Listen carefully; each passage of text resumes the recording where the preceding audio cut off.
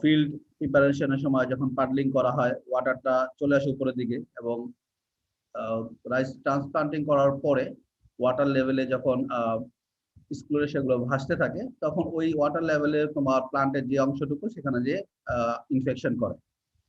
এটা হচ্ছে মেইন বৈশিষ্ট্য। এই দুটো ডিজিজের ক্ষেত্রে বলতে হবে যে ইনফেকশন শুরু হয় ওয়াটার লেভেলে। In water-sown rice, stem rot first appear during the tillering stage as a small black lesion on leaf sheath at the water level. যেহেতু এটা যদিও এটা স্টেম রট, কিন্তু রাইসের ক্ষেত্রে যদি আমরা চিন্তা করি, স্টেমটা আসলে যে উপরে শীতের ভিতরে যে স্টেম বা কাল্ম থাকে, উপরে শীতটা সরাই ফেললেই যে কাল্মটা থাকে।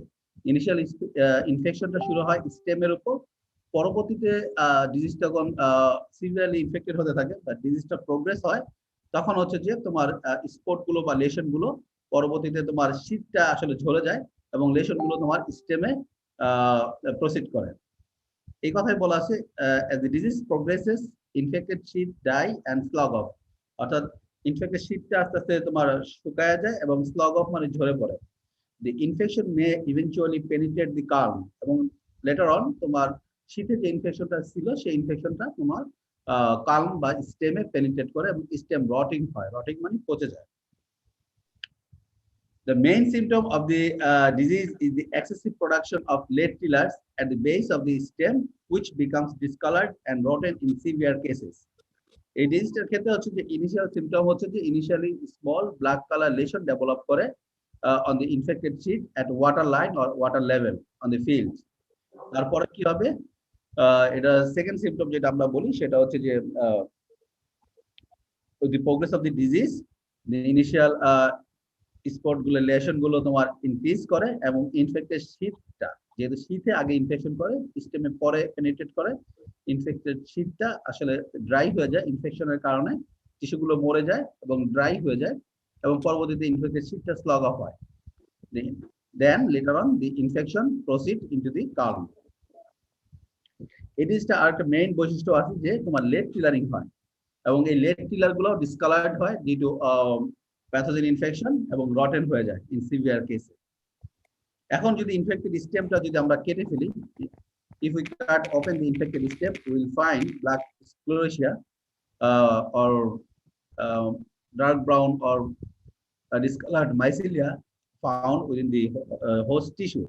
অর্থাৎ যদি আমরা ইনফেক্টেড একটা স্টেম নেই, স্টেম রড থেকে ইনফেক্টেড স্টেমটা নিলে, স্টেমটা যদি কাট ওপেন করি, লংজিটিউডালি ওপেন করি স্পেশালি, যে তোমার হচ্ছে জাইলেম এবং ফ্লোয়েম টিস্যু আছে, তার মধ্যে যে দেখা যাবে যে তোমার হচ্ছে যে গ্রে মাইসিলিয়াম দেখা যায়, যে ফাঙ্গাসটা আছে এখানে, যে স্ক্লেরোসিয়াম অরাইজির যে ফাঙ্গাস, তার যে গ্রে মাইসিলিয়াম, এই ফাঙ্গাস গুলো তোমার ভিতরে ভাস্কুলার বান্ডেলের মধ্যে দেখা যাবে। ইভেন তোমার যে প্যারেনকাইমার টিস্যু আছে বা ইপিডার্মাল টিস্যু আছে এখানে দেখা যাবে।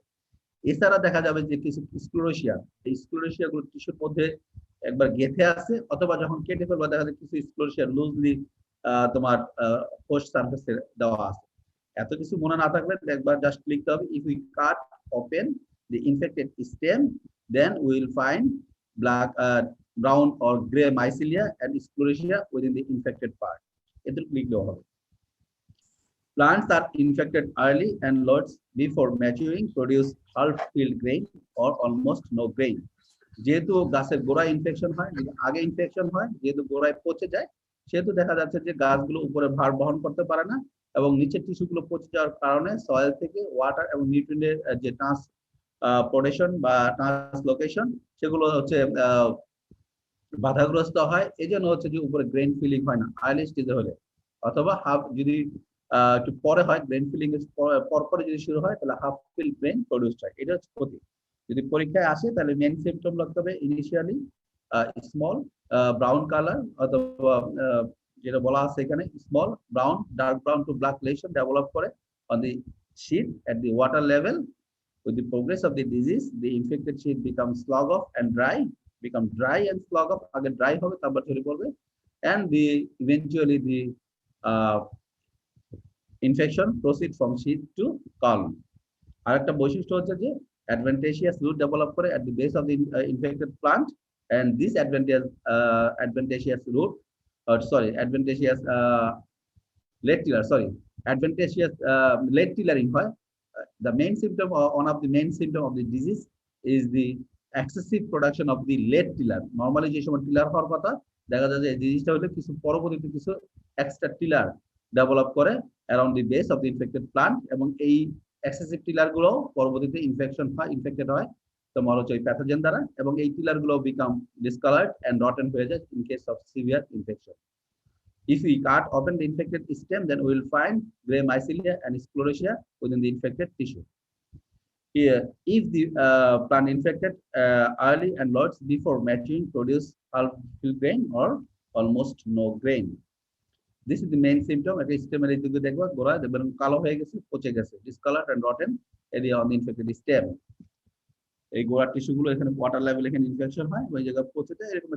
আর পরীক্ষা যদি এটা দেওয়া যায়, অথবা মিনিমাম এই ছবিটা ড্রয়িং করে একটু লেভেলিং করে দিতে হবে। আর নিচে লিখতে হবে symptoms of stem rot disease of rice.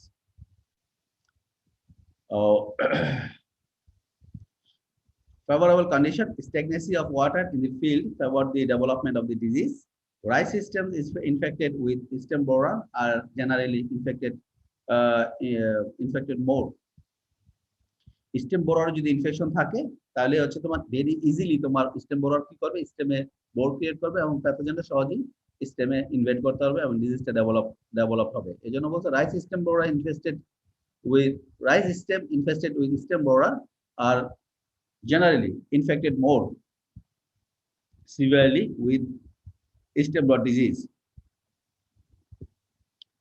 Excessive nitrogen and low potash fertilizer increase the intensity of the disease.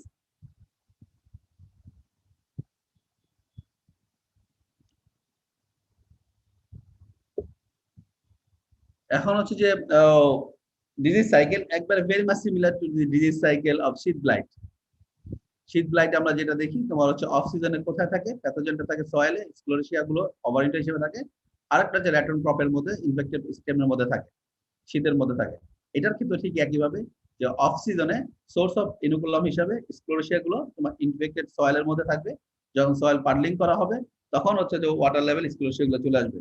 এবং ঠিক একইভাবে এই ডিজিজটার ক্ষেত্রে দেখা যাচ্ছে যে র্যাটন ক্রপ যদি থেকে থাকে তার মধ্যে ইনফেক্টেড স্টেম অনেক স্ক্লেরোসিয়া গুলো থাকে, সেগুলো হচ্ছে পরবর্তীতে সয়েলে চলে যাবে এবং সয়েলের মাধ্যমে অথবা যখন ফাইনাল ল্যান্ড প্রিপারেশন করা যাবে তখন প্লান্ট পার্টস গুলো তোমার ওয়াটার লেভেলে চলে আসবে। ওইখান থেকে স্ক্লেরোসিয়া গুলো ওয়াটার লেভেলে চলে আসে, নিউলি ট্রান্সপ্লান্টেড তোমার হচ্ছে প্লান্টের ওয়াটার লেভেল ইনফেকশন করে। এই যে ওয়াটার লেভেল ইনফেকশন হচ্ছে পরবর্তীতে ওইখানে ইনফেকশন ওইখানে তোমার রটিং করে, শীতে রটিং করার পরে দেখা যাবে সমস্ত স্টেমে তোমার হচ্ছে যে স্ক্লেরোসিয়া গুলো ডেভেলপ করতেছে ইনফেক্টেড এরিয়াতে।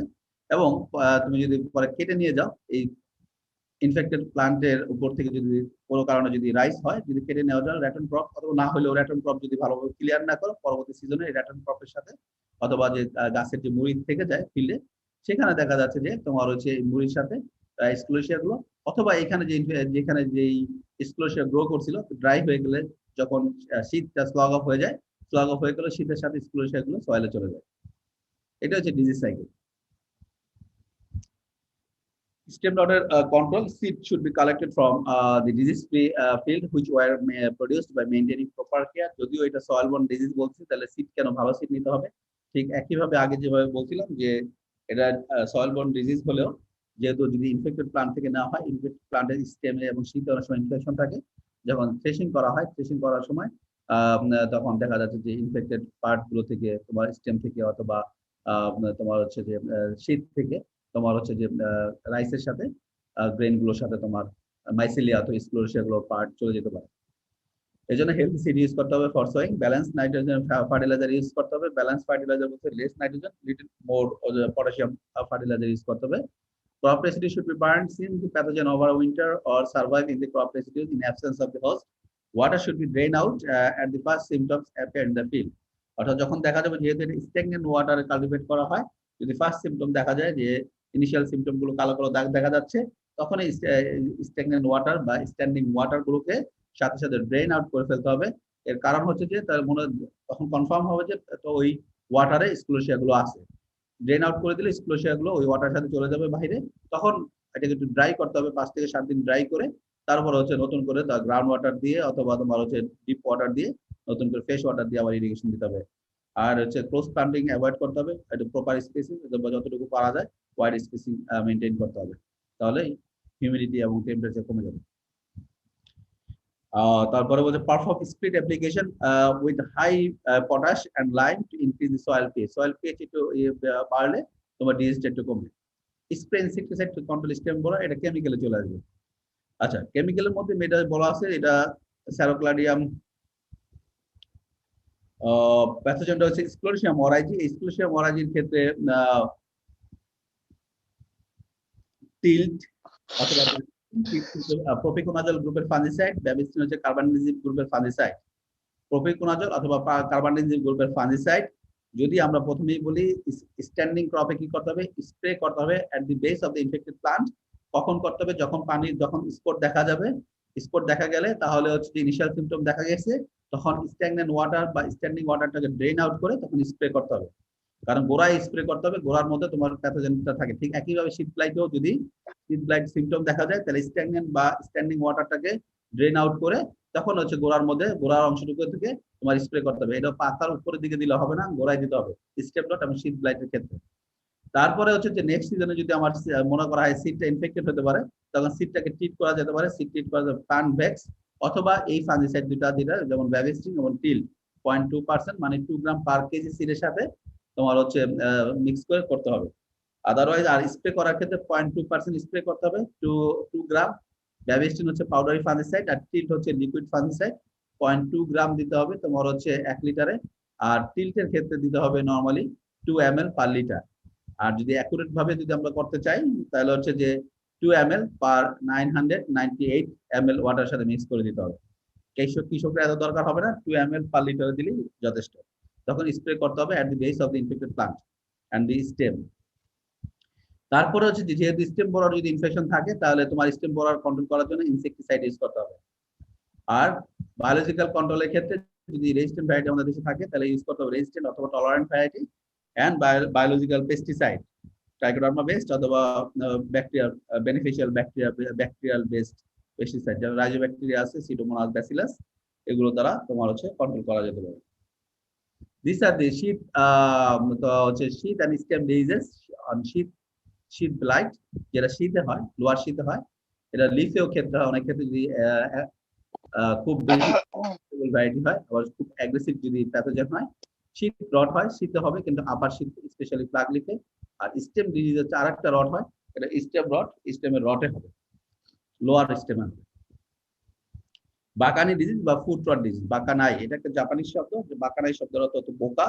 জাপানে যেটা হচ্ছে যে দেখা যাচ্ছে যে সকল মানুষ একটু লম্বা, অনেক আগে তাদের একটা প্রভাব আছে, প্রবাদ প্রবচন হচ্ছে যে বোকারা একটু লম্বা হয়, এই ধরনের আর কি। যাই হোক, এখন যেটা হচ্ছে এই ডিজিজটার কিছু বৈশিষ্ট্য আছে। তোমরা যদি ফিল্ডে যাও দেখবা যে কতগুলো গাছের মধ্যে হঠাৎ কিছু গাছ লম্বা, অনেক বেশি ইলংগেটেড হয়ে গেছে, লম্বা হয়ে গেছে, সেগুলো হচ্ছে ডিজিজ ইনফেক্টেড। এবং এই ডিজিজটা হচ্ছে বাকানাই ডিজিজ হচ্ছে। এই ডিজিজে দুই ধরনের সিমটম থাকে, একটা বাকানাই সিমটম, ইনফেক্টেড প্লান্ট গুলো অ্যাবনরমাল ইলংগেটেড হয়ে যায়। আর একটা ফুট রট হয়। ফুট রট হচ্ছে আমাদের ফুট কোনটা, পা, বিশেষ করে পায়ের পাতাটা। ঠিক একইভাবে গাছের যে পায়ের গোড়ালি, গাছের যে গোড়ালি অংশটুকু বা বেস রিজন, সেই অংশটুকু ফুট বলে, ওখানে রটিং সিমটম দেখা যায়। এটা হচ্ছে ফিজিরাম মলেনিফর্মি দ্বারা হয় এই ডিজিজটা, বিশেষ করে ফুট রট। আর হচ্ছে বাকানাই হচ্ছে জিব্রিলা ফুজিকোরি দ্বারা হয়। এবার এই ডিজিজটা তোমার হচ্ছে নার্সারিতেও দেখা যায় এবং হচ্ছে মেইন ফিল্ডেও দেখা যায়। এবং একটা সিডবোর্ন ডিজিজ, সিডের মাধ্যমে এই ডিজিজটা ইনিশিয়ালি স্টার্ট হতে পারে। ইভেন সয়েলও থাকতে পারে প্যাথোজেন, যদি এখানে আগে থেকে তোমার এই ডিজিজটা হয়ে থাকে। The disease occur in the nursery and in the main field. In the nursery bed, the affected seedlings are chlorotic and pale, thinner than the healthy ones and abnormally elongated. নার্সারিতে এই ডিজিজটা হলে তিনটা মেইন বৈশিষ্ট্য হয়। এক নম্বর main বৈশিষ্ট্য হচ্ছে যে ইনফেক্টেড প্লান্টটা ক্লোরোটিক হয়ে যায়। ক্লোরোটিক হচ্ছে নর্মাল যে গ্রেন থাকার কথা তার থেকে একটু ফ্যাকাশে হয়ে যায়। এখানে যদি খেয়াল করো যেগুলো প্লান্ট গুলো আছে, সেই প্লান্ট গুলো দেখা যাচ্ছে যে নর্মাল যে হেলদি প্লান্ট তার থেকে একটু ক্লোরোটিক হয়ে যায়। এই ক্লোরোটিকটা হচ্ছে তোমার হচ্ছে এটা মেইন ফিল্ডেও হতে পারে, নার্সারি বেডে হতে পারে। এটা কার্টিফাইং ক্যারেক্টার, অর্থাৎ ওই গাছটার কোনো প্রবলেম হচ্ছে, এই জন্য নর্মাল গ্রিন কালার থেকে ক্লোরোটিক হয়ে যাচ্ছে। আরেকটা বৈশিষ্ট্য যে এফেক্টেড সিডলিং গুলো ক্লোরোটিক এন্ড পেল হয়ে যায় এবং থিনার হয়ে যায়। এবং এফেক্টিভ সিডলিং গুলো দেখা যাচ্ছে থিনার হয়ে যাবে compare to the healthy seedling, এবং অ্যাবনরমালি ইলংগেটেড হয়ে যাবে। ইলংগেটেড হওয়ার কারণ হচ্ছে যে এই জিব্রিলা ফুজিকোরি জিব্রিলিন নামক এক প্রকার হরমোন সিক্রিয়েট করে। ইনফেক্টেড প্লান্টে এই ধরনের হরমোন সিক্রেশন হয় দেখে ইনফেক্টেড প্লান্টে আগে থেকে কিছু জিবরেলিন হরমোন থাকে ইন জেনারেলি গাছের গ্রোথ এবং বৃদ্ধির জন্য যে ধরনের হরমোন থাকার কথা তা থাকে। যদি তার সাথে আরো এডিশনালি যদি জিবরেলিন হরমোন সিক্রেটেড হয় এবং প্লান্ট বডিতে তোমার ইনভেডেড হয়, তাহলে দেখা যাচ্ছে ওইখানে বৃদ্ধিটা আরো বেড়ে যায় compare to the healthy plant. এই যে অ্যাবনর্মাল ইলংগেশন হয়, এটা হচ্ছে জিবরেলিন হরমোনের কারণে। তারপরে কি such seedling may wilt from tip to downward and finally die। এই ইনফেক্টেড সিডলিং এ তার কি বৈশিষ্ট্য হচ্ছে, ক্লোরোটিক হয়ে যায় এবং পেল হয়ে যায়, থিনার হয়ে যায় কম্পেয়ার টু হেলদি প্লান্ট এবং অ্যাবনর্মাল ইলংগেটেড হয়ে যায়। এছাড়াও এই ইলংগেটেড প্লান্ট গুলোর মধ্যে একটা উইল্টিং সিম্পটম দেখা যায় এবং এই উইল্টিংটা দেখা যায় স্টার্টেড হয় টিপ থেকে ডাউনওয়ার্ড এবং উইল্টিং হওয়ার পর তার ফাইনাল ডেস্টিনেশন হচ্ছে ডাই হয়ে যায়, মরে যায়। Seedling which survive the attack in nursery may die sooner after transplanting. কিছু সিডলিং আছে যে নার্সারিতে সার্ভাইভ করতে পারে এবং সিম্পটম ওইভাবে প্রকাশ পায় না, কিন্তু যখন আবার ট্রান্সপ্লান্ট করবা মেইন ফিল্ডে, তাহলে তোমার এটা পরবর্তীতে ওই ট্রান্সপ্লান্ট করার পরে এগুলো পরবর্তীতে মারা যায়। তারপর মেইন ফিল্ডে কি হয়, in general severely infected plants in the main field কি হয়, টল অ্যাবনর্মালি এটাও ইলংগেটেড হয়, অথবা tall tillers which are abnormally elongated and flower earlier than the healthy ones। Main field সিম্পটমের মধ্যে হচ্ছে এটা মেইন হচ্ছে যে infected plant become abnormally elongated compared to the healthy plant and give flower earlier than the healthy plant। দুইটা জিনিস এখানে বললাম, abnormally elongated হয়ে যায় মেইন ফিল্ডে compared to the healthy plant, infected plant গুলো, এবং infected plant provide flower earlier compared to the healthy plant। মনে করে যে নরমালি হচ্ছে এটা মানে গাছের হচ্ছে যে তাড়াতাড়ি বড় হয়ে গেছে এবং তার ম্যাচুরিটি চলে আসে, সেটা তাড়াতাড়ি ফুল ফল দিয়ে মারা যাওয়ার চেষ্টা করে, এরকম নেক্সট জেনারেশন রেখে যাওয়ার চেষ্টা করে। আরেকটা মেইন বৈশিষ্ট্য হচ্ছে যে এইটার হচ্ছে আরেকটা আইডেন্টিফাইং অ্যাডভান্টেজিয়াস রুট ডেভেলপ করে এট দি বেস থেকে। অ্যাডভান্টেজিয়াস রুট আর also produced from the first 2 and 3 nodes above the ground level. ওই যে বেস বলছি, যে বেস রিজিয়নে, যে বেস রিজিয়নের পরে গ্রাউন্ড লেভেলের উপর প্রথম 2 থেকে 3টা নোডে এগুলা কিছু এক্সট্রা রুট বের হয়, যেগুলোকে বলা হয় অ্যাডভান্টেজিয়াস রুট। এটা আরেকটা ক্যারেক্টার এই ইনফেক্টেড প্লান্টে। যদি উঠাও বা গাছের গোড়ায় দেখো যে উপরের দিকে যে নোড আছে গাছের বেস থেকে প্রথম, দ্বিতীয় এবং তৃতীয়, এই 3টা নোডে 2টা বা 3টা নোডে প্রায় এক্সট্রা কিছু রুট দেখা যায়, যেগুলো বলে অ্যাডভান্টেজিয়াস রুট। এটা একটা বৈশিষ্ট্য যে অ্যাডভান্টেজিয়াস রুট ডেভেলপ করে from the first 2 or 3 nodes above the ground level. এখন ফুট রটের সিম্পটমে আসি। ফুট রটে এগুলো তো তোমার বাকানাইট সিম্পটম, এন্ড ফুট রটের সিম্পটম হচ্ছে যে the tissue of the collar region অথবা foot region of the infected plants, এটাকে কলার রিজিয়নও বলে, ফুট রিজিয়নও বলে। The tissue of the collar region of the infected plants become rotten and brown, and the leaves of the infected plants become droppy, pale green, and dry up from below। অর্থাৎ in fact প্লান্টের foot রিজিয়নে অথবা কলার রিজিয়নে তোমার হচ্ছে যে tissue গুলো এগুলো rotten হয়ে যায় এন্ড ব্রাউন হয়ে যায়, যেহেতু গোড়ায় পচে গেছে গোড়ার টিস্যুগুলো কাজ করতেছে না, গোড়ায় পচন ধরেছে, এই জন্য ওয়াটার এবং খাদ্যের যে ট্রান্সপোর্টেশন হচ্ছে, খাদ্যের যে সরবরাহ এখানে বাধাগ্রস্ত হচ্ছে। and the leaves of the infected plants become droppy, এবং লিভস গুলো ড্রপি হয়ে যাচ্ছে, এর কারণ হচ্ছে খাদ্য যেহেতু উপর দিকে যাচ্ছে না, এজন্য ড্রপি হয়ে যাচ্ছে, এবং খাদ্যের অভাবে ক্লোরোফিল ফর্ম করতেছে না, এজন্য পেল গ্রিন হয়ে যাচ্ছে, পরবর্তীতে ড্রাই আপ হয়ে যাচ্ছে ফ্রম দি বিলো। অর্থাৎ নিচের লিভ থেকে, নিচ থেকে আসলে বড় বড় লিভ গুলো, ম্যাচিউর লিভ গুলো আগে তোমার হচ্ছে ড্রাই আপ হচ্ছে, পরবর্তী উপরের লিভ গুলো ড্রাই আপ হচ্ছে। তাহলে ফুট রটের মেইন বৈশিষ্ট্য হচ্ছে যে তোমার হচ্ছে কলার রিজিয়নে অথবা ফুট রিজিয়নে তোমার হচ্ছে ইনফেক্টেড টিস্যু গুলো তোমার হচ্ছে রটেন হয়ে যাবে, পচে যাবে, এবং রটেন হয়ে গেলে টিস্যু গুলো ব্ল্যাক হয়ে যায় অথবা ডার্ক ব্রাউন হয়ে যায়, এবং তার ফল স্বরূপ হচ্ছে যে ইনফেক্টেড প্লান্টের লিভ গুলো হচ্ছে ড্রপি হয়ে যাবে, পেল গ্রিন কালার হয়ে যাবে, এবং উইল্টেড হয়ে যাবে, অথবা তোমার হচ্ছে অনেকটা হচ্ছে ড্রাই আপ হয়ে যাবে। এগুলো এই বাগানে ডিজিজের বৈশিষ্ট্য। এটা একটা কমন ডিজিজ আমাদের দেশে প্রায়। স্যার দুইটা তো আলাদা ডিজিজ না? না না, দুইটা ডিজিজ আলাদা বলা যাবে না, কারণ দুই ধরনের সিম্পটমই থাকে একই গাছে। বাগানে ফুট রট, বাগানে অনেক সময় দেখা যাচ্ছে যে বাগানেতে ফুট রট সিম্পটম থাকে, দ্যাট মিন্স দুইটা প্যাথোজেনটা তার লাইফ সাইকেলে দুইটা প্যাথোজেনই তোমার হচ্ছে ইনভলভ থাকে। গোড়ায় দেখা যাচ্ছে পচন হয়ে গেছে, আবার ইলংগেটেড হয়ে গেছে গাছের উপর দিকে, দুটাই থাকতে পারে। আবার অনেক সময় ইন্ডিভিজুয়ালি থাকতে পারে, এটা বলা মুশকিল, তবে দুইটাই। এটা হচ্ছে যেহেতু এই প্যাথোজেনটা তোমার হচ্ছে ফিউজিরিয়াম মনোলিফর্মের একটা পারফেক্ট স্টেজ, যেখানে সেক্সুয়াল রিপ্রোডাকশন হয়, জিবরিলা ফুজি করে, এই যে একই প্যাথোজেনের দুইটা স্টেজ, যখন পারফেক্ট স্টেজে থাকবে তখন ফুট রটের সিম্পটমটা দেখা যাবে। এবং একই সাথে যদি পারফেক্ট এবং ইনপারফেক্ট স্টেজ দুটো ইনফেক্ট করে তাহলে তোমার হচ্ছে যে ফুট রট এবং বাগানে একই সাথে দেখা যাবে। অ্যাটেন্ডেন্স গুলো দিয়ে দিও, পরে কিন্তু মেইলে দেওয়া দরকার নেই, তোমরা এখনই ট্রাই করে অ্যাটেন্ডেন্স গুলো দিয়ে দিও। বাগানায় or foot rot of rice. এটা favorable condition, soil temperature of 35 degrees Celsius greatly favor seedling infection and soil of 20 degrees Celsius or below uh, hardly produce disease। অর্থাৎ যখন সিড বেডে অথবা মেইন ফিল্ডে সয়েল টেম্পারেচার তোমার বেশি হবে তখন এই জিনিসটা হবে, এবং সয়েল টেম্পারেচার যখন কমে যাবে 25 বা 20 নিচে চলে যাবে তখন এই জিনিসটা হবে না। দ্যাট মিনস বড় মৌসুম জিনিসটা কম হয়, আমনে জিনিসটা অথবা বেশি হয়, এরকম যখন টেম্পারেচার বেশি থাকবে অবশ্যই। Damp soil condition rapidly elongated the infected soil seedling। যদি soil condition damp হয় তার ফলে হচ্ছে তাহলে হচ্ছে rapidly elongates the infected seedling। soil condition damp হলে ওটা আরো তোমার প্যাথোজেনটার গ্রোথ এবং মাল্টিপ্লিকেশন বেশি হয় এবং বাগানের ডিজিজটা বেশি দেখা যায় seedling. Excessive application of nitrogen fertilizer stimulates the development of the disease in the field as well as in the seed bed।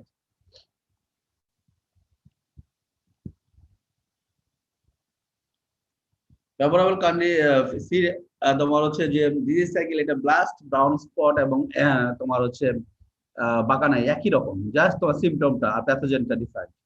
এখানেও অফ সিড বন্ড, অফ সিজনে তোমার সিডের সাথে থাকতে পারে, ক্রপ রেসিডিউসের সাথে থাকতে পারে, ইভেন তোমার হচ্ছে যদি গ্রামিনেসিয়াস উইড থাকে তার সাথে থাকতে পারে। তারপর গ্রোয়িং সিজনে আসলে এই তোমার প্যাথোজেনটা জার্মিনেট করবে, স্পোর প্রোডাকশন করবে, এই ম্যাক্রো এবং মাইক্রোকোনিডিয়া তারা প্রডিউস করে, এগুলো তখন তোমার কি করবে, তোমার ফ্রুটে ইনফেকশন করবে এবং হচ্ছে তোমার ইনফেক্টেড ফ্রুটে ইনফেকশন করবে, প্লান্টে ইনফেকশন করলে দেখা যাচ্ছে, দেখো এখানে দুইটা গাছ দেওয়া আছে পাশাপাশি, একটা হচ্ছে হেলদি প্লান্ট আর একটা হচ্ছে ইনফেক্টেড প্লান্ট। ইনফেক্টেড প্লান্টগুলো ইলংগেটেড হয়ে যায় আর হেলদি প্লান্টটা তোমার হচ্ছে নর্মাল সাইজ থাকে। পরে এখান থেকে যে প্যাথোজেনকে আইডেন্টিফাই করে তাহলে হচ্ছে ফিউজেরিয়াম। ফিউজেরিয়ামের ক্ষেত্রে সেকেন্ড ইয়ারে তোমরা পড়ছো ফিয়ালিট থাকে, তারপর হচ্ছে তোমার কোনিডিয়া ফোর থাকে, তার মাথায় হচ্ছে তোমার হচ্ছে ম্যাক্রোকোনিডিয়া এবং মাইক্রোকোনিডিয়া থাকে, এবং এই কোনিডিয়া গুলো পরবর্তী তোমার গ্রেইন ইনফেকশন করলে গ্রেইন গুলো তোমার ইনফেক্টেড হয় এবং সিডের ইনফেকশন চলে আসে। ভেরি সিম্পল, ড্রয়িং লেভেলিং ভালো করে শিখে রাখো। কালচার প্র্যাকটিস, যেহেতু seed bond, seed should be collected from the healthy seed, healthy field, এবং use of healthy seed for sowing. Use salt water to separate lightweight infected seeds during soaking। অর্থাৎ হচ্ছে যে আমরা অনেক সময় কি করি, একটা তোমার হচ্ছে পচা, তোমার হচ্ছে নষ্ট, তারপরে লাইট ওয়েটেড সিড গুলো আলাদা করার জন্য, ইনফেক্টেড সিড গুলো আলাদা করার জন্য আমরা একটু সিড গুলোকে ওয়াটারের মধ্যে রেখে অনেক সময় আমরা একটু সল্ট দিয়ে দিই। সল্ট দিলে ওয়াটার কনসেন্ট্রেশন একটু বেশি হয়ে যায়, তখন যেগুলো হালকা সিড অর্থাৎ ইনফেক্টেড সিড সেগুলো ভেসে ওঠে, তখন এগুলোকে আলাদা করা হয়। Abnormal elongated pale green plants should be picked up from the field and destroyed। এটা একটা ম্যানুয়াল কন্ট্রোল হলো যে যেগুলো দেখবা যে অ্যাবনর্মাল ইলংগেটেড ফিল্ড থাকবে, প্লান্ট থাকবে ফিল্ডে, সেগুলো সাথে সাথে উঠায় ফেলতে হবে, উঠায় ফেলে সেগুলোকে ডেস্ট্রয় করে ফেলতে হবে। এবং উঠানোর পর একটা নিয়ম আছে, ওইখানে কার্বন ডাইঅক্সাইড গ্রুপের ফাঙ্গিসাইড ওই যেখান থেকে উঠাইছো সেখানে স্প্রে করে দিতে হবে গোড়াতে, মাটিতে, কারণ ওইখানে যে প্যাথোজেন থাকবে ওগুলো যাতে তোমার হচ্ছে স্প্রেড করতে না পারে, ওইখানে যাতে ধ্বংস হয়ে যায়। Crop residues should be burned since the pathogen over winter within the crop residues। কেমিক্যালের ক্ষেত্রে যা বলা যায় যে স্ট্যান্ডিং প্লান্টে যদি এই ধরনের সিমটম দেখা যায়, স্প্রে ব্যাভিস্টিন অথবা নোইন, যেগুলো কার্বন ডাইঅক্সাইড গ্রুপের fungicide at the base of the plant with some potash fertiliser, এবং এর সাথে কিছু পটাশ ফার্টিলাইজার যদি দিয়ে দেওয়া যায় তাহলে আরো ভালো। আর পরবর্তী সিজনে তোমার হচ্ছে সিড ট্রিটমেন্ট করতে হবে as a part of chemical. এটা সিড ট্রিটিং ফাঙ্গিসাইড আছে, যেমন হচ্ছে প্লান্টভেক্স 0.2% পার কেজি অফ সিডের সাথে মিক্স করতে হবে, আর অথবা তুমি এই কার্বন ডাইঅক্সাইড গ্রুপের ফাঙ্গিসাইড 0.3%, কার্বন ডাইঅক্সাইড গ্রুপের ফাঙ্গিসাইড 0.3% সলিউশনে ওভারনাইট যদি ভিজিয়ে রাখো, পরবর্তীতে ড্রাই করে পরবর্তীতে তোমার এটা সোয়িং করা যাবে। If any disease resistant variety available as a part of biological control, তোমরা ইউজ করতে পারো। আরেকটা fungal disease false smut of rice, তোমরা ফিল্ডে প্রায় এই ধরনের সিমটম দেখা যায়। এটা অনেক আগে থেকে আমাদের দেশে এই ডিজিজটা আছে, প্রায় কিন্তু 80-র দশকে বা 90-র দশকে ডিজিজটাকে একটা পজিটিভ সাইন বলা হতো। কৃষকরা মনে করতো এটা এই ধরনের সিমটম থাকলে দেখা যায় যে এই বছর তোমার হচ্ছে যে ডিজিজ বেশি হবে। এই জন্য কৃষকরা তখন ট্রেডিশনাল কৃষকরা বলতো লক্ষ্মীর গু, বলতো যে এই লক্ষ্মীর গু দেখা গেলে তোমার ওই বছর ফলন বেশি হবে, হয় বা মনে হয় ফলন বেশি হতো, কিন্তু এটা একটা ডিজিজ। তখন এটা একটা মাইনর ডিজিজ ছিল, ইল্ডের উপর ইম্প্যাক্ট কম ছিল, অল্প পরিমাণে দেখা যেত, কিন্তু ক্লাইমেট চেঞ্জের কারণে এটা এখন একটা মেজর ডিজিজে কনভার্ট করছে। এবং হচ্ছে যে এখন এটা হচ্ছে যে প্রচুর পরিমাণে হয় সিজনে, বিশেষ করে তোমার হচ্ছে যে আমাদের কিছু ভ্যারাইটি আছে, এটা খুবই সাসেপ্টেবল ভ্যারাইটি। তোমার হচ্ছে যে এই আমন সিজনে এটা ভালো দেখা যায়। তাহলে এটা ডিজিজ হচ্ছে যে তোমার symptoms are seen only in maturing panicle on the ear or spikelets, অর্থাৎ ম্যাচুর পেনিকলে দেখা যাবে, এর আগে ডিজিজটা দেখা যাবে না, এবং এটা পেনিকল ডিজিজ এবং পেনিকল বা ইয়ারে দেখা যায়। Affected grain are transformed into masses of spores that are greenish outside and yellowish orange inside and eventually turn brown। অর্থাৎ যে যেখানে তোমার হচ্ছে পেনিকুলার যে তোমার হচ্ছে যে গ্রেইন গুলো আছে, যে গ্রেইন গুলো ইনফেক্টেড হবে, মনে হয় যে এই গ্রেইন গুলো টোটালি ট্রান্সফর্ম হয়ে গেছে ইনটু মাস অফ স্পোর, অর্থাৎ ফাঙ্গাল মাস এবং ফাঙ্গাল স্পোর বা ফাঙ্গাল মাইসেলিয়া দ্বারা ওখানে ট্রান্সফর্ম হয়েছে। ওইখানে যে কোনো গ্রেইন ছিল এটা বোঝা যাবে না, মনে হচ্ছে যে এই mass of fungal spore or fungal mass, fungal hyphae, এবং যার কালার হচ্ছে যে উপরের দিকে দেখা যাচ্ছে যে গ্রিনিশ কালার, এবং হচ্ছে ভিতরের দিকে যদি একটু ভাঙো দেখা যায় ভিতরের দিকে ইংলিশ অরেঞ্জ, এবং পরবর্তীতে আস্তে আস্তে ম্যাচিউর হলে ওগুলো তোমার ওই যে ফাঙ্গাল বলটা, স্মার্টেড বলটা তোমার হচ্ছে যে ব্ল্যাক কালার দেখা যায়, এই ধরনের কালার দেখা যায়, গ্রিনিশ হয়, পরবর্তীতে ইংলিশ অরেঞ্জ হয়। আর হচ্ছে যে ওল্ড হয়ে গেলে তোমার হচ্ছে যে ম্যাচিউর হয়ে গেলে এই বলগুলো স্মার্টেড বল বলা হয় এদেরকে, স্মার্টেড বলগুলো বা স্মার্টেড গ্রেন গুলো তোমার হচ্ছে যেগুলো কালো হয়ে যায়। In most cases the over is destroyed, যখন তোমার যেই গ্রেইনে বা যেই স্পাইকে তোমার ইনফেকশনটা হবে, স্পাইকের ভিতরে যে ওভারে থাকবে সেটা ডিস্ট্রয় হয়ে যায়। Whereas the stigma তারপর হচ্ছে and anther remain intact and are incorporated into the ball। ওই যে তোমার স্পাইকের, প্রতিটি স্পাইকের ভিতরে কি থাকে, ওভারি থাকে, অ্যান্থার থাকে, স্টিগমা থাকে, স্টাইলেট থাকে, এগুলোর মধ্যে ওভারিটা টোটালি ডিস্ট্রয় হয়ে যায়, অন্য পার্ট গুলো তোমার ইনটেক্ট থাকলেও মনে হচ্ছে যে এগুলো হচ্ছে যে ওই যে স্মার্টেড বলের একটা পার্ট হিসেবে কাজ করে। এই জন্য বলা হচ্ছে যে whereas the style, stigma and anther remain intact and are incorporated into the ball, অর্থাৎ মনে হচ্ছে যে স্মার্টেড বলের একটা পার্ট হিসেবে তারা পার্টিসিপেট করে, ওটারই একটা অংশ, এটা যে ফ্লাওয়ারের একটা অংশ, এটা বোঝা যায় না, এত পরিমাণে তোমার এটা ফাঙ্গাল মাইসিলিয়া এবং স্পোর দ্বারা তোমার ট্রান্সফর্ম হয় তোমার গ্রেইনটা। যেহেতু এটা ওভারিটা ডিস্ট্রয় হয়ে যাচ্ছে, তাহলে কি হয়, এটা হচ্ছে যে তোমার হচ্ছে স্টেরাইল হয়ে যাচ্ছে। এজন্য বলতে usually few occasionally several grains are affected in each panicle. Normally কিছু, কিন্তু অনেক ক্ষেত্রেই দেখা যাচ্ছে যে সিভারাল পেনিকল, একটা প্লান্টের মধ্যে অনেকগুলো পেনিকল ইনফেক্টেড হয়, এবং সামটাইমস দি গ্রেইন অ্যাডজেসেন্ট টু স্মার্টেড বল আর স্টেরাইল। অর্থাৎ নরমালি যেহেতু যেই গ্রেইনের মধ্যে বা যেই স্পাইকের মধ্যে ইনফেকশনটা হচ্ছে, সেখানে তোমার হচ্ছে ওগুলো হচ্ছে স্টেরাইল হয়ে যাচ্ছে, এবং শুধু এগুলোই না, তার অ্যাডজাসেন্ট আশেপাশের বেশ কিছু গ্রেইনও সাথে সাথে তোমার স্টেরাইল হয়ে যাচ্ছে। এই জন্য এটা ইম্পর্টেন্ট, যদি স্টেরাইল হয়ে যায় তাই গ্রেইন ফর্মেশন করে না। এখন যদি আমি যদি ছবিতে দেখাই, যদি এই গ্রেইন যদি স্টেরাইল হয়ে যায়, তার আশেপাশে আরো বেশ কিছু গ্রেইন তোমার স্টেরাইল হয়ে যায়। এখানে ফাঙ্গাস কি পরিমাণে ফাঙ্গাস, একইভাবে এই গ্রেইন গুলো স্টেরাইল হয়ে গেলে এখানে ফাঙ্গাস দেখা যাচ্ছে, এবং এই আশেপাশের অনেকগুলো গ্রেইন স্টেরাইল হয়ে যায়, তাহলে গ্রেইন ফর্ম করা না। এই জন্য এটা ইল্ডের উপর ডাইরেক্ট ইম্প্যাক্ট আছে, এবং নাওডেজ বেশি পরিমাণে দেখা যাচ্ছে ফিল্ডে, এবং এই জন্য এটা একটা মেইন ডিজিজে কনভার্ট করছে নাওডেজ। False spot of rise of favorable condition, presence of rain এবং humid, এই যে আসছিলা কিনা, এটা ফলস স্মার্ট কেন বলা হয়? অনেকে বলে হয় বলটাকে ধরতে কোনো অনেক শক্ত, অনেক সময় তোমার স্কুইজ করলে ওটা দেখা যাচ্ছে না ভিতরে কিছু নেই, ইয়ার আছে, এরকম নরম হয়ে যায়। এটা একটা ট্রেডিশনাল অনেকে বলে, আসলে এটা কজ না, ফলস স্মার্ট বলা হয়। আমরা জানি সেকেন্ড ইয়ার আমরা পড়াইছি স্মার্ট ফাঙ্গাস, যে সকল ফাঙ্গাস তোমার হচ্ছে স্মার্টেড বল তৈরি করে, স্মার্ট সিমটম তৈরি করে, তাদেরকে বলা হয় স্মার্ট ফাঙ্গাস। কিন্তু এই ডিজিজটা তোমার হচ্ছে যে স্মার্ট সিমটম তৈরি করতেছে, স্মার্টেড বল তৈরি করতেছে, কিন্তু আসলে স্মার্ট ফাঙ্গাসের যে বৈশিষ্ট্য থাকার কথা, ওই ডিট্রোমাইকোটার ব্যাসিডিওমাইকোটার যে বৈশিষ্ট্য থাকার কথা, সেই বৈশিষ্ট্যগুলো তার নাই। যদিও এটা স্মার্টেড ফাঙ্গাস না, তারপর স্মার্টের সিমটম ডেভেলপ করতেছে, এই জন্য এটাকে বলা হয় ফলস স্মার্ট অফ রাইস। মনে থাকবে, ভাইবা অনেক সময় জিজ্ঞেস করে। ক্লিয়ার? এই আসো। জি স্যার। আচ্ছা, প্রেজেন্স অফ রেইন, এবং এটাকে বলা হয় তোমার হচ্ছে সিলের সাথে থাকে এয়ারবোর্ন প্যাথোজেন বলা হয়। এয়ারবোর্ন প্যাথোজেন এই কারণে বলা হয় যে স্পোর গুলো এয়ার যদি বেশি থাকে, এগুলো এয়ারের মাধ্যমে স্প্রেড হয়, seed as well as airborne pathogen. Presence of rain and high humidity, যদি রেইন এবং হাই হিউমিডিটি থাকে তোমার ড্রাইং সিজনে, তাহলে জিনিসটা হয়। Presence of soils with high nitrogen content, যদি সয়েলের মধ্যে নাইট্রোজেন পরিমাণ বেশি হয়, presence of wind for dissemination of the spore from one plant to the another plant, এবং যদি উইন্ড ভালো, ইন্ডের ভেলোসিটি ভালো থাকে, উইন্ড থাকে, তাহলে তোমার এটা ডিসেমিনেশন আর ফিল্ড অনেক বেশি ওয়ান প্লান্ট থেকে অনাদার প্লান্টে। Presence of overwintering structure fungus as sclerotia and chlamydospore, এই ফাঙ্গাস গুলো তোমার হচ্ছে ক্লাইমাটিস্পোর হিসেবে তোমার ওভারউইন্টারিং স্ট্রাকচার ডেভেলপ করে, এবং এগুলো পরবর্তীতে তোমার ফিল্ডে পরবর্তীতে তোমার প্রাইমারি সোর্স অফ ইনোকুলাম হিসেবে কাজ করে। আর ভার্নারেবল স্টেজ বলা হচ্ছে flowering stage of the crop is the vulnerable stage এই ডিশটার ক্ষেত্রে। এজন্য এই ডিশটা কন্ট্রোলের ক্ষেত্রে বলা হয় পেনিকেল ইনিশিয়েশনের আগেই অথবা ফ্লাওয়ারিং এর আগেই তোমার হচ্ছে ফাঙ্গিসাইড স্প্রে করতে হবে।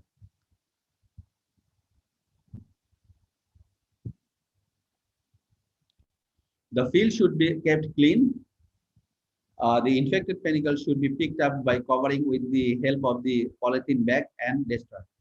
একটা ক্লিন কাল্টিভেশন করতে হবে, হেলথ সিড সয়িং করতে হবে, আর এইটা হলো স্পেসিফিক একটা manual control only for this disease, এটা লিখতে হবে যদি আসে কখনো, যে infected panicle should be pick up by covering with the help of the polythene bag and destroy. অর্থাৎ হাতের মধ্যে একটা পলিথিন ব্যাগ নিতে হবে, তারপরে তো পেনিকলটা ধরতে হবে, পলিথিন ব্যাগটা তোমার উপর করে নিতে হবে, নিয়ে এমন ভাবে ইয়ে করতে হবে যাতে পেনিকল তোমার যদি তুমি ধরার ফলে ওই স্পোর গুলো যাতে তোমার এনভায়রনমেন্টে চলে না আসতে পারে। এই জন্য যে তোমার হাতে একটা কাভার হিসেবে পলিথিন ব্যাগ নিবা, তুমি ওটা ধরবা, ধরার পর তোমার হাত থেকে কাভারটা খুলে তোমার আবার গাছটা ঢেকে ফেলবা, ঢেকে তখন গোড়া থেকে পলিথিন সহ ওটা নিয়ে আসতে হবে। যদি কোনো স্পোর বের হয় তাহলে পলিথিন ব্যাগের ভিতরে থেকে যাবে। টেকনিকটা বুঝতে পারছো? হ্যালো? পুরো গাছটা স্যার? না না না, ওই পেনিকলটা, শুধু পেনিকলটা, ইনফেক্টেড পেনিকল। Okay sir. তো পেনিকলটাকে, ইনফেক্টেড পেনিকল যেখানে স্পাটার বল আছে সেটাকে টার্গেট করে ওইখানটাকে হাত দিবা, মানে পেনিকলের একটা অথবা ওই পেনিকলটাকে হাত দিয়ে ওই পেনিকলটাকে তারপরে কভার করে ফেলবে। কাভার সাথে সাথে কভার করে ফেলতে হবে, তোমার হাতের থেকে খুলে উল্টা করে খুলে ফেলতে হবে, তাহলে তোমার তোমার হাতটা রয়ে যাবে, ওটা ভিতর থেকে হাতটা বের হয়ে যাবে আর পেনিকল রয়ে যাবে, তারপর ওটা টান দিয়ে ফেলে নিয়ে আসতে হবে, যাতে তোমার হাতের মধ্যে লাগবে কিছু, আর হচ্ছে তোমার পলিথিন ব্যাগে লাগবে, কিন্তু এটা এনভায়রনমেন্ট আসবে না, কারণ আসলে তোমার ইয়ারের মাধ্যমে আবার অন্য কোনো নতুন কোনো প্লান্ট ইনফেক্টেড হবে। কাল্টিভেট আনফ্লাডেড রাইস, ফারো ইরিগেশন দিলে ভালো হবে, reduce the disease, conservation tillage and continuous rice cropping should be avoided where possible.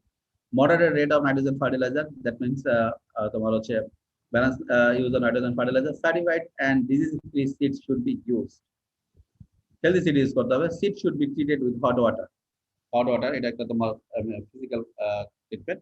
R chemical এটা বলা হয়নি, আমি পরে শিটে দিয়ে দেবো। কেমিক্যালের ক্ষেত্রে এটা প্রোপিকোনাজল গ্রুপের অথবা প্রোপিকোনাজল প্লাস অ্যাজোস্ট্রোবিন গ্রুপের ফাঙ্গিসাইড গুলো তোমার পেনিকল ইনিশিয়েশনের আগেই এটা দিয়ে দিতে হবে, তাহলে তোমার হচ্ছে ডিজিজটা কম হবে। রেজিস্ট্যান্ট ভ্যারাইটি থাকলে ইউজ করতে হবে, আর যেগুলো সাসেপ্টেবল সেগুলো ইউজ করা যাবে। These are the flag leaf, তারপর হচ্ছে তোমার and panicle infected rice diseases, শীত রথ, থরোফ্রা, নেক ব্লাস্ট, ফলস স্মট, যেগুলো তোমার হচ্ছে ফ্লাগ লিফে হয় এবং হচ্ছে গ্রেনের সাথে ইনফেক্টেড। অনেক সময় কোশ্চেন যদি আসে ফ্লাগ লিফ আর পেনিকল ইনফেক্টেড রাইস ডিজিজ গুলো কি কি, তাহলে তোমরা হচ্ছে কয়েকটা নাম বলে যদি সিম্পটম বলতে হয় বলা দেবে।